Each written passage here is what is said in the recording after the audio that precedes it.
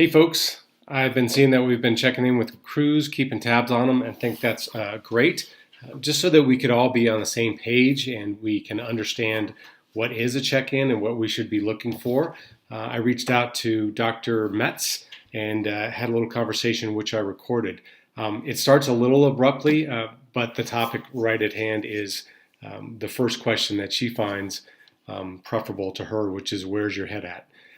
Anyway, it goes on from there. It's about 7 minutes long and be handy to listen to it. She goes over a lot of the good questions and why, and then follow-up questions, and then what officers could do with their crews as well. So, hope it's informative. Let me know. There'll be more to follow. Enjoy. And people can come up with their own version of that, but where your head's at gets them to actually evaluate where they're at on the continuum. And I love how you've always talked about it. Mental health is a continuum.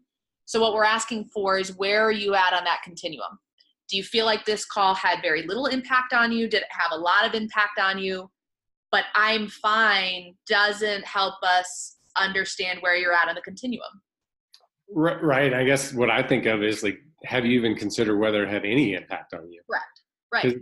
Yeah. And not every call has to. They may say, that call didn't impact me much. And I always then ask the follow-up of, okay, why? And that's not a judgment question. It's simply be able to articulate, if you're doing fine, why? What's working for you? Is it because you got in a good workout? Is it because you called your kids and said, yes, I thought about my own kids and I just needed to call home and that helped me? Is it that your faith got you through it? What is it that's working, so that you're constantly evaluating the skills that work? Right. And so then you can use those if ever you're not fine. Yeah, and then understand that you're actually using skills as well. Yeah, absolutely. Right. The river of life.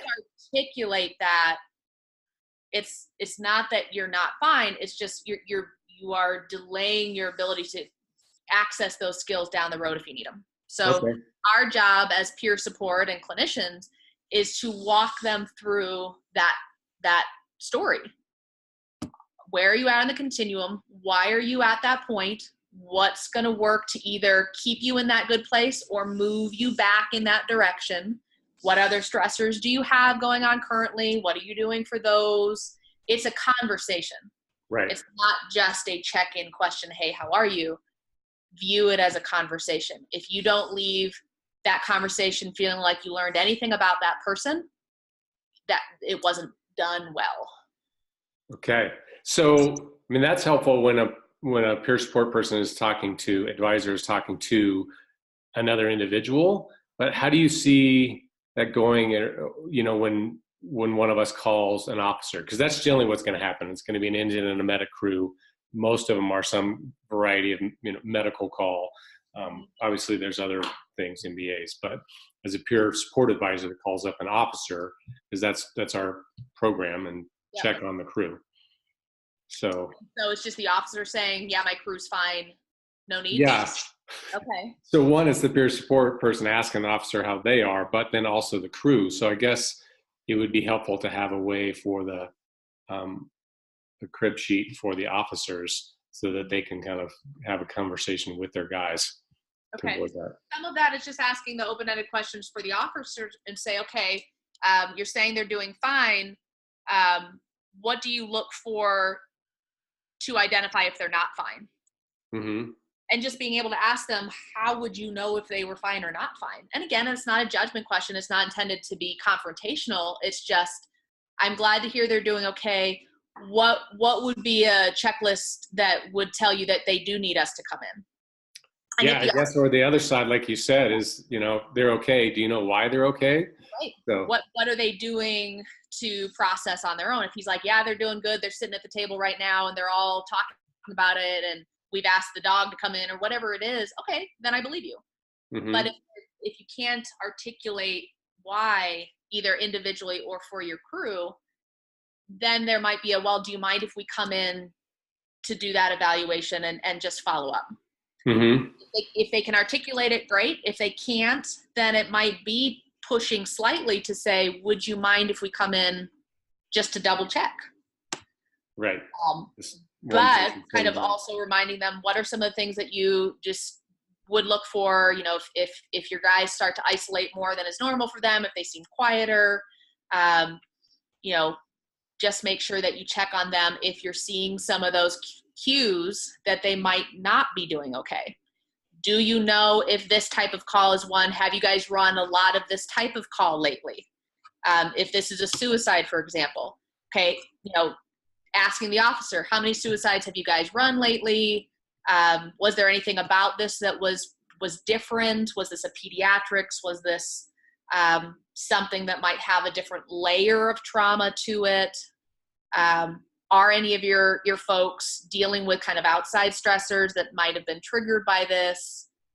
Asking some of those follow-up questions to evaluate, might this lead to more of a response?